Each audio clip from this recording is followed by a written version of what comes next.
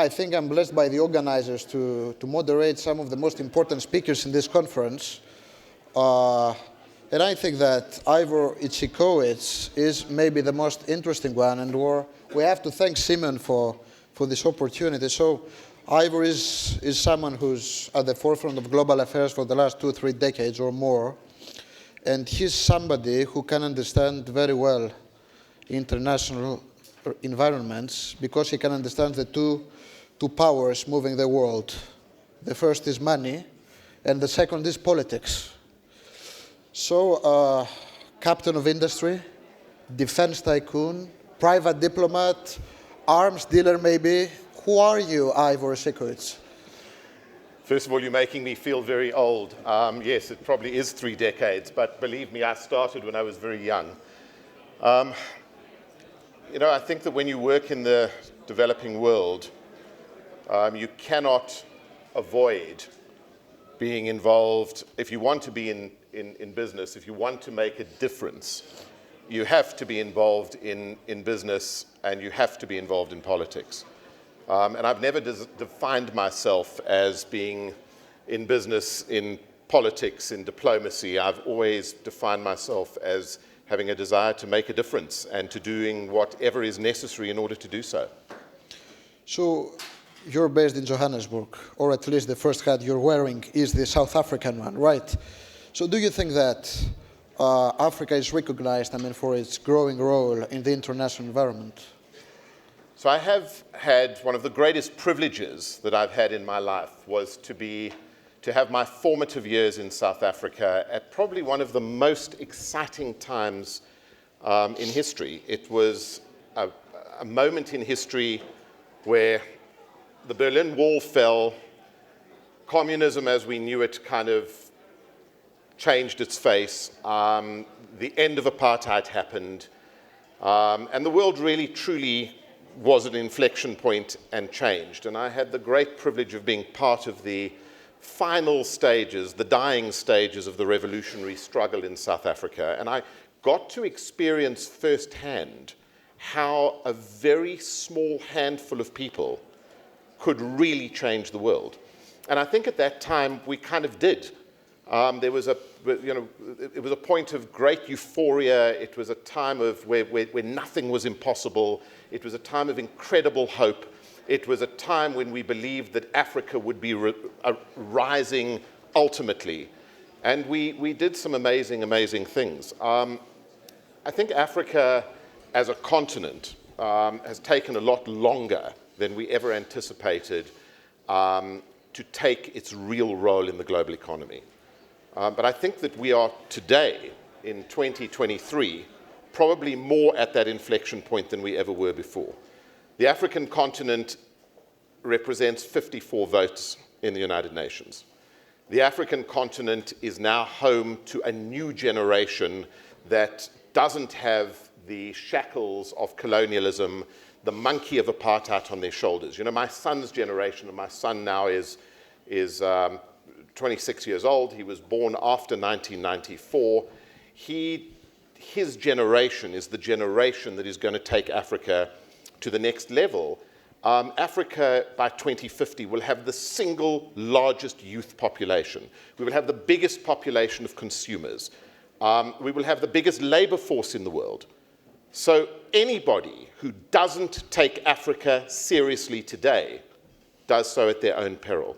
And this conference is really interesting because there are so many intersect points between what I've heard at this conference in terms of the challenges of Europe and the challenges of democracy and the challenges of what we consider to be the first world and the challenges of Africa. And I come away from a lot of the discussions in this conference and I think to myself, hang on a second, who's the first world and who's the third world? So that intersect is starting to become narrower and narrower and narrower. And I think Africa's time is right now. And I think that everybody in business, everybody in politics, everybody in policy had better start taking Africa very seriously. Yeah, but do you think that this relationship between the West and Africa, which is pretty much based on development aid, is a functional relationship? Development aid is a catastrophe. It's a catastrophe for the West, and it's been a catastrophe for Africa. But it's also a legacy of colonialism. You must remember that the whole concept of colonialism was to diminish the intellect, diminish the capability of Africans, and convince them that in some way they were reliant on the colonial powers to survive. And this is where the aid mentality came from. This is nonsense, but it's unfortunately held the continent back for decades.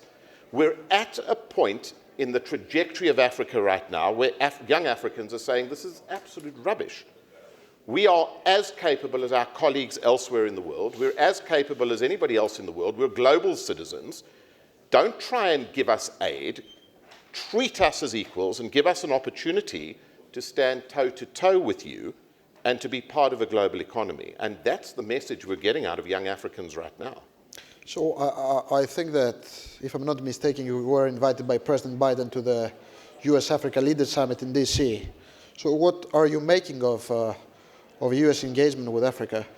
So first of all, I was really impressed that President Biden bothered to have a summit about Africa this early on in his presidency. You know, President Obama, who was an African, went through his entire presidency and right at the very end said, oh crumbs, I forgot about Africa.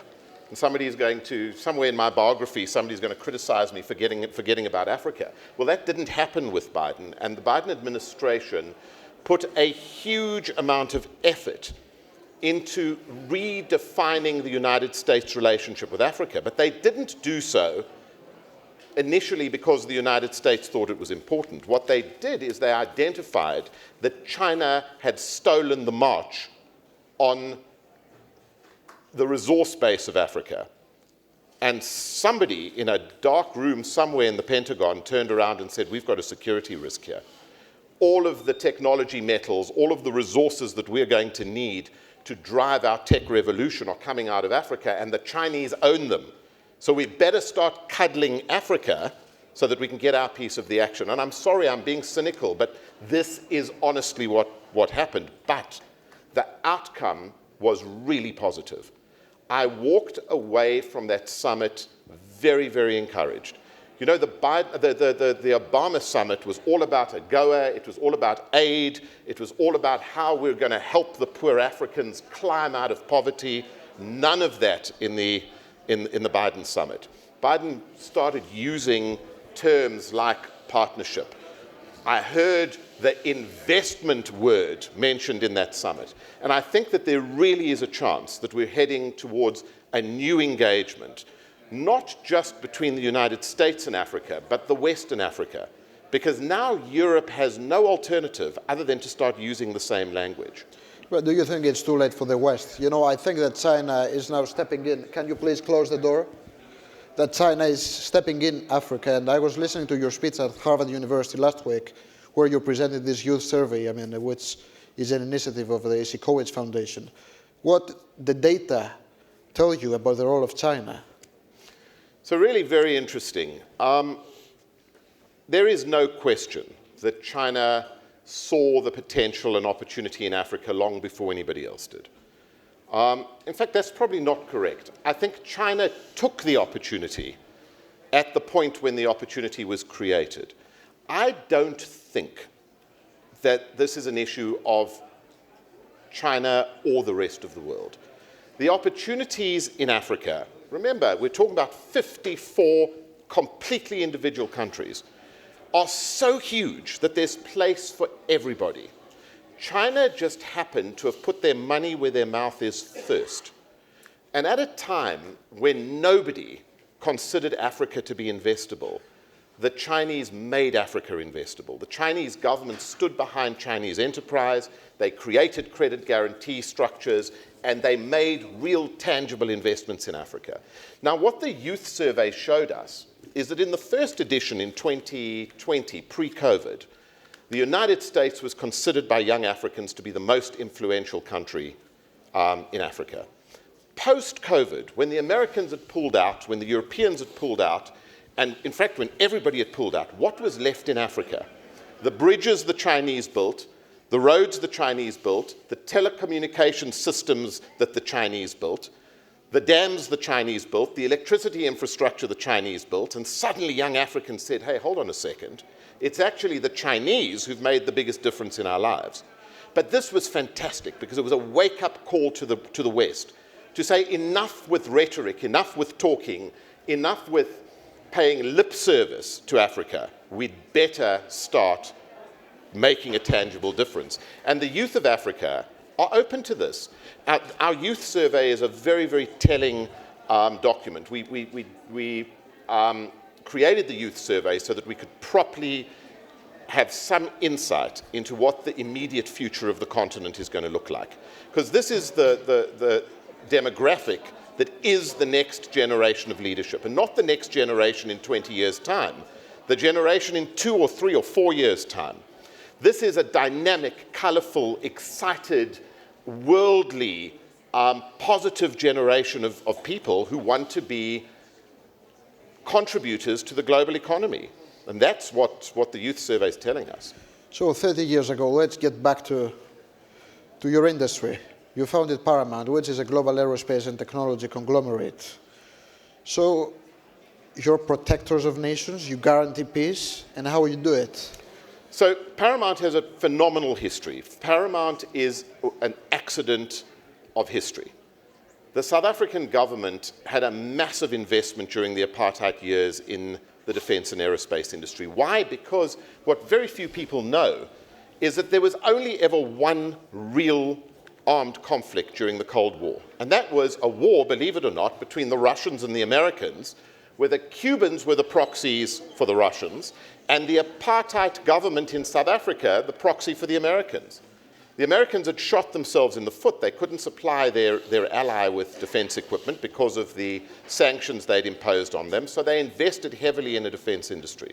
When Nelson Mandela came into power in 1994, the whole world wanted that industry shut down. But Mandela was a very wise man. He said, this is an asset of the African continent, and you, the West, want us to be democratic. And in order to do that, we have to have the capability to protect our democracies. And we're not shutting down our industry. And that's when Paramount was formed. And today, Paramount is one of the most advanced independent defense and aerospace businesses in the world, with some of the most advanced technologies, all invested in privately. And what we've done is we've helped African countries to create institutions of security to protect their democracies. And through what we've learned in Africa, we have become global experts in asymmetrical warfare because that's what we've ever known. And today, we're playing all over the world as a global player with the right technical solutions for asymmetrical warfare. So Paramount is a great example of how the African continent can give birth to things that have relevance throughout the world. So you're partners with many governments, with the UAE, the Saudis, Jordan. We had a very interesting discussion about King Abdullah before in private. So what about Greece? Would you be interested in doing something in Greece? I'm tempted to ask, I couldn't. So heaven knows we've tried. I think Greece, for me, is one of the most exciting countries in Europe. I think there are so many intersects, and geographically, Greece is so important. We tried very hard to make a big investment in the defense industry here through the acquisition of Elvo some years ago. And we went through 4 or 5 tender processes and iterations, and I discovered that Greece might just be one of the most difficult places in the world to do business. But I still love Greece, and I'm still very dedicated to trying to make some meaningful investments in this country. And I think that Greece has the potential to be one of the most important technology providers to Europe and to the Western world. So I remain very bullish on Greece. Thank you, sir. It was a pleasure having you. Thank you. Hope you come again next year. Absolutely. Thanks for the opportunity. Thank you, Ivor. Thank you very much. Thank you.